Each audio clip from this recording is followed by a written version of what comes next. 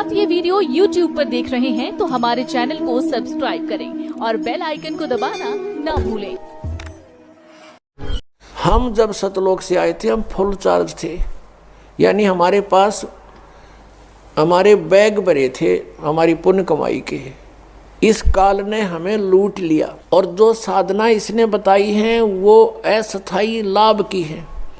जैसे वेदों में ओम नाम का जाप 5 यज्ञ बताई है, तो ये ओम नाम ब्रह्म का है।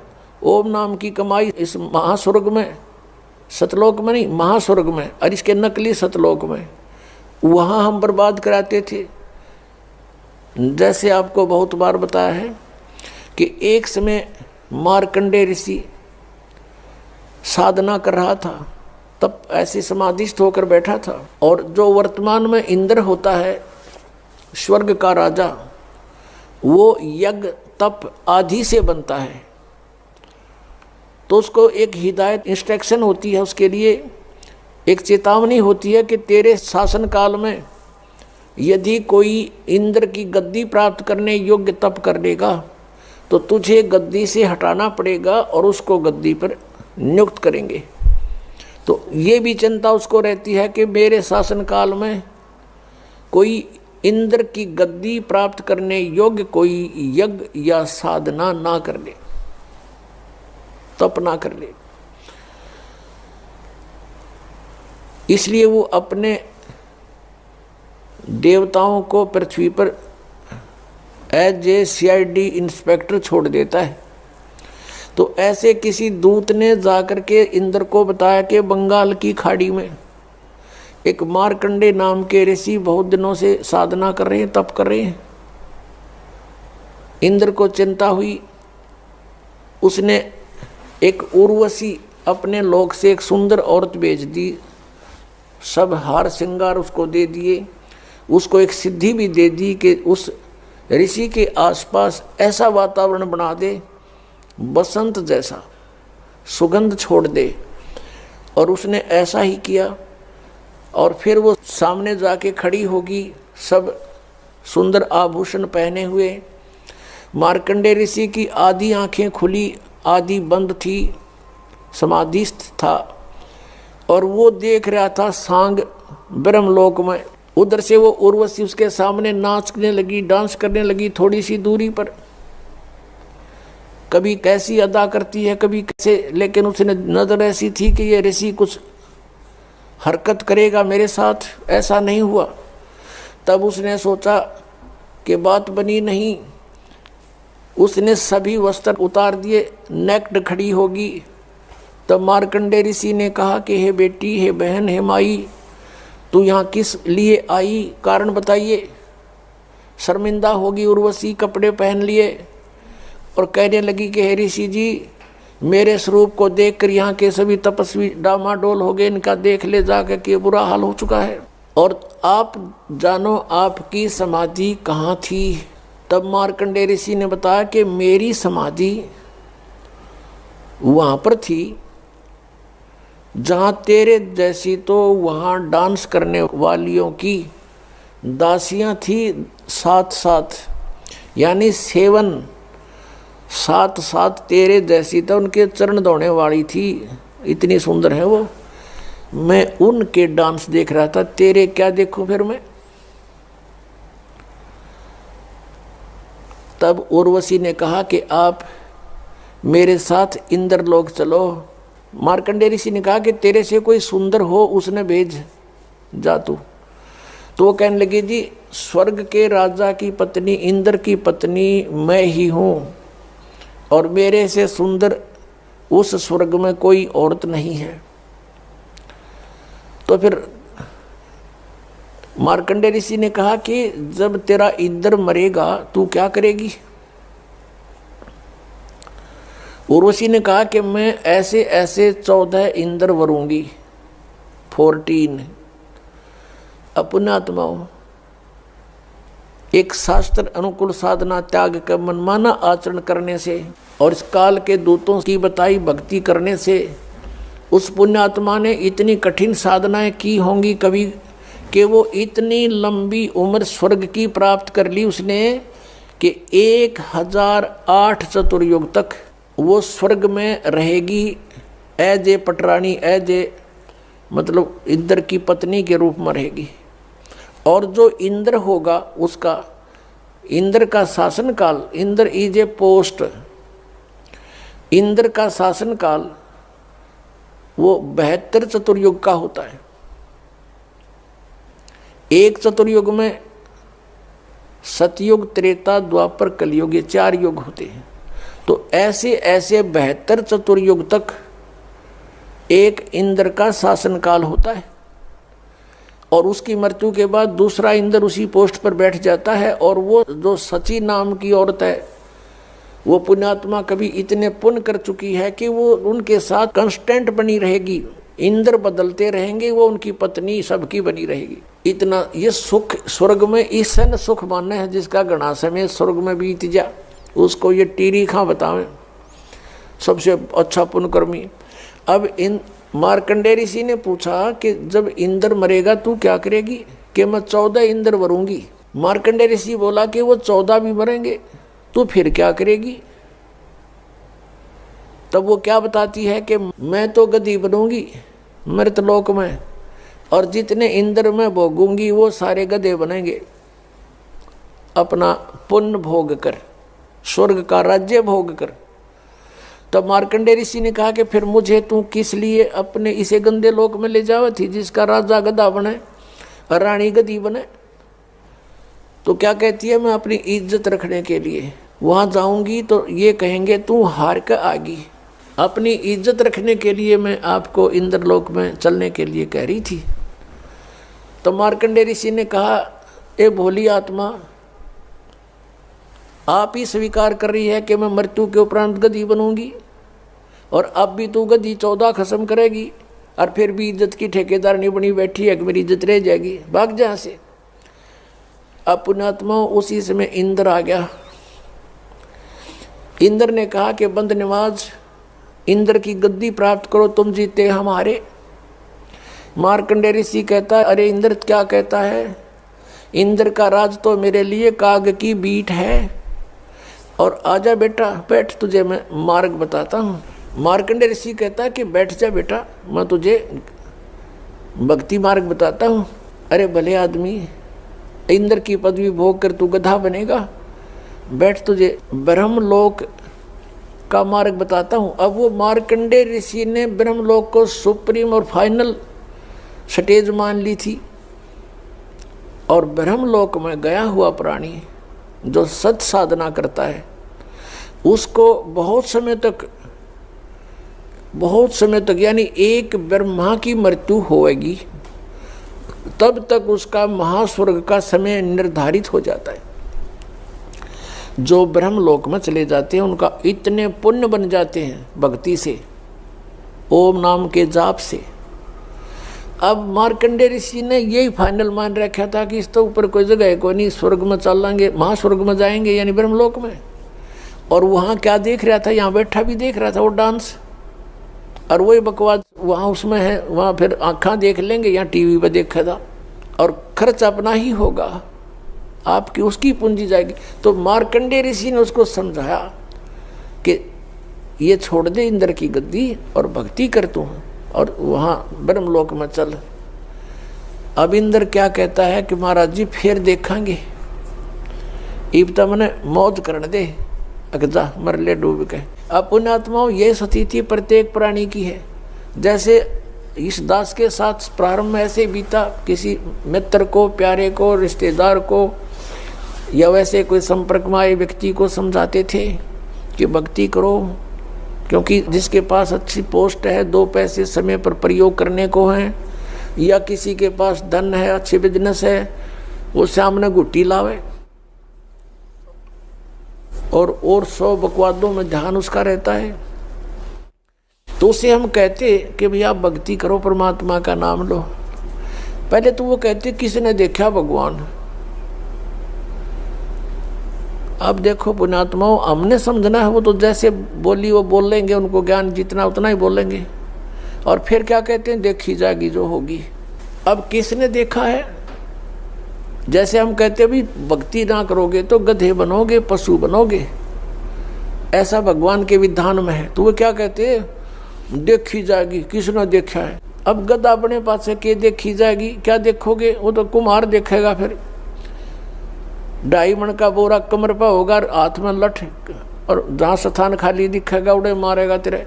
अब देखना तो अब देखो, बुराई त्याग दो, भक्ति करो, अपना कल्याण करवाओ। फिर वो क्या कहते हैं, किसने देखा है, किसने देखा आगे का कि ऐसा होगा। अपनात्मा जैसे 5-4 अंधे जा रहे हों एक मार्ग पर, आगे से आंखों वाला उनको मिले और वो कहे भाई कहाँ जा रहे हो सूरदास, वो कहते हैं बाग में जा रहे हैं। और उनको कोई बताया कि ये बाग नहीं है, इधर तो आप जा रहे हो, ये तो वन है, घोर वन, इसमें भयंकर हिंसक प्राणी है, तुमने खा जाएंगे, इधर मत जाओ, वापस आओ, आपको दूसरा रास्ता बताता हूँ। अब वो अंधे न्यू कहें कि किसने देखा है, देखी जाएगी। अरे भले आदमी, जो आपको बता रहा है वो देखकर बता रहा है, आंखों वाला है वो, और आपको जो बता रहा है वो सारी आपके साथ बीतेगी उस जंगल में, बियाबान में। तो यही स्थिति थी आप और हम की थी। जिन महापुरुषों की आंखें थी, दिव्य दृष्टि खुली थी, वो आंखों वाले थे। उन्होंने इतने 12 ग्रंथ बनाए हमारे लिए, हम अंधों के लिए, कि तुम हमारी बात पर विश्वास कर लेना, ना दिखता हो तो। अब आंखों वालों की मानने नहीं और अंधे ने आप दिखता नहीं, तो क्या होगा उसके साथ, वही रिजल्ट होगा जो आंखों वाला बता रहा था। यदि उस मार्ग को नहीं बदलेगा तो उसके साथ वही बीतेगी जो पहले बताई गई थी। अब जैसे कोई चोर ने ये कहे तू चोरी ना कर, भाई वहाँ पकड़ा गया तो पब्लिक पीटेगी, फिर पुलिस में देंगे, तेरी सजा होगी, काला मुंह करेंगे, और वो चोर न्यों के देखी जाएगी। और कोई न्यों कहे तो फिर डराने के लिए कहा। कुछ ऐसे भी सिरफरे हैं कि ये रोचक भयंकर यथार्थ वाणी तो डराने के लिए कह रखी है। संतों ने ऐसा कुछ नहीं होता, वहाँ स्वर्ग नरक नहीं है, गधे कुत्ते कोई नहीं बनता। और एक सिरफिरा पंथ चल रहा है, ये ब्रह्मा कुमारी वाला, इन तो भट्ठाए बैठा दिया। ये कहते हैं मनुष्य तो मनुष्य ही रहेगा, स्त्री स्त्री ही रहेगी, यानी मनुष्य की आत्मा मनुष्य ही बनेगी। फिर भक्ति का क्यों ड्रामा कर रहे हो, जब मनुष्य मनुष्य ही बनेगा तो। और उनका एक और ऐसा विधान है कि 5000 वर्ष के बाद सृष्टि क्रम के आधार से जो आज आपका नाम है वही नाम होगा, वैसी स्थिति होगी, वह कर्म होंगे, ऐसा ही शरीर होगा। एक काना था उनमें, एक भगत बता रहा था कि एक काना था, एक लूच रहा था, और हमसे भी टकराए थे एक बार ऐसे ही, जिसको पोलियो हो रहा था एक, और वो भी ये गुण गावे इन ब्रह्मा कुमारी वालों के, और वो भी कथा को सुना में बैठ कर डिस्कस करें, बहस करें हमारे साथ। वो कहने लगा कि 5000 वर्ष के बाद ऐसा ही मनुष्य तो मनुष्य बनेगा, और जो जिसका नाम है बाप का नाम, और जो उसका शरीर की स्थिति एज इट इज चेहरा होगा। तो उस भक्त कह रहा था कि मैंने उसे कहा कि काने तू तो काना ही बनेगा 5000 वर्ष के बाद, और लंगड़े तू लंगड़ा ही बनेगा। फिर टट्टू की भक्ति कर रहे हो तुम, क्या फायदा इस भक्ति का। मान्य फिर भी नहीं, मुँह चढ़ा के चले गए, तुम तो विरोध करते हो। अरे अज्ञान का विरोध नहीं करेंगे तो और क्या करेंगे, समर्थन करेंगे इसका। ऐसा ही एक बार इस दास को मिले थे, यही स्थिति दोनों जोड़ा, उनको भी ऐसा ही कहा तो बुरा मान कर चले गए, माने नहीं, क्योंकि ऐसा सिर फिरा दिया इन्होंने, ऐसी भर दिया हमारे अंदर सारा गंद।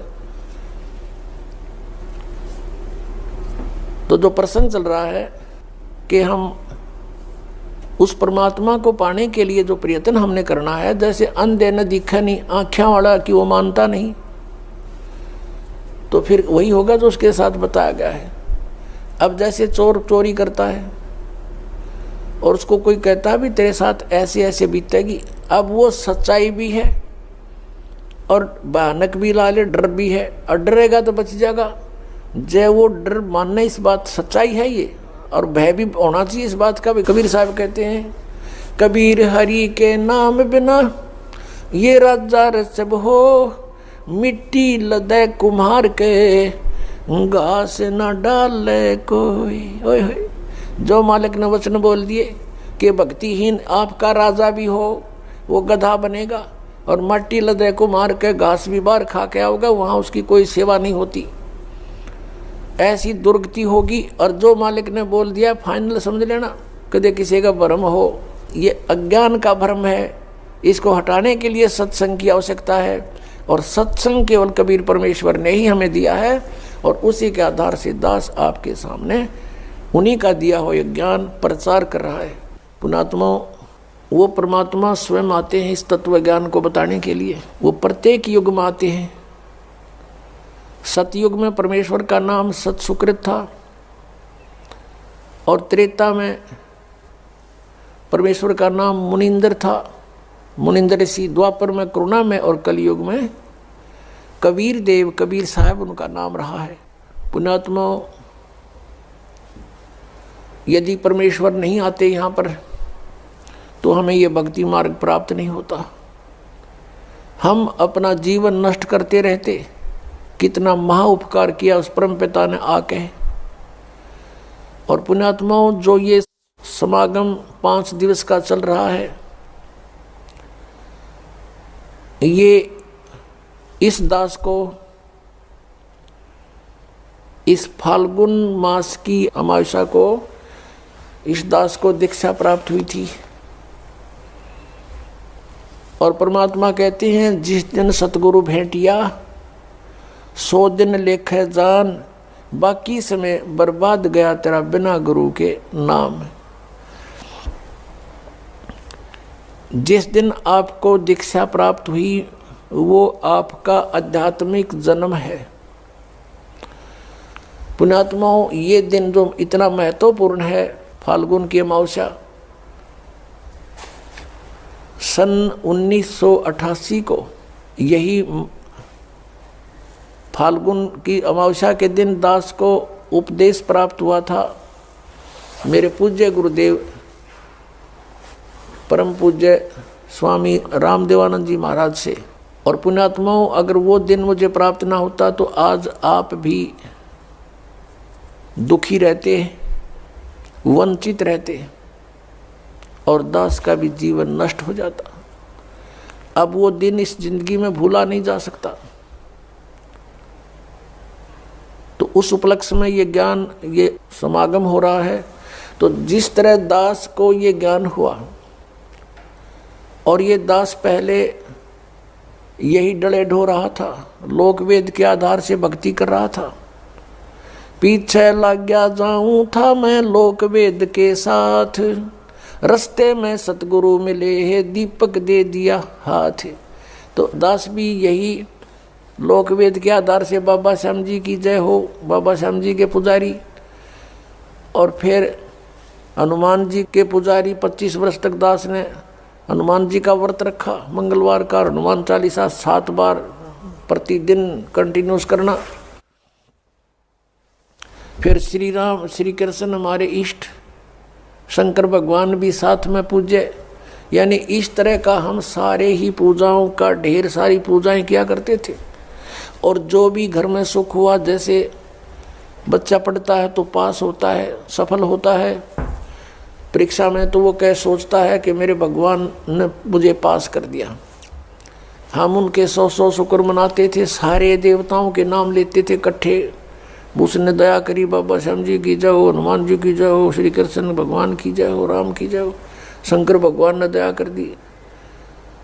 और फिर जैसे संतान उत्पत्ति हुई, प्राप्ति हुई, तो उसमें भी जय हुई नहीं भगवान ना की, बाबा श्याम जी के बोल दिए इतने रुपये उसके वहाँ चढ़ाऊँगा इसके। अब ये लोक वेद के आधार से हम सोच रहे थे ये देवता हमें लाभ दे रहे, ये तो कुछ भी ना कर सकते।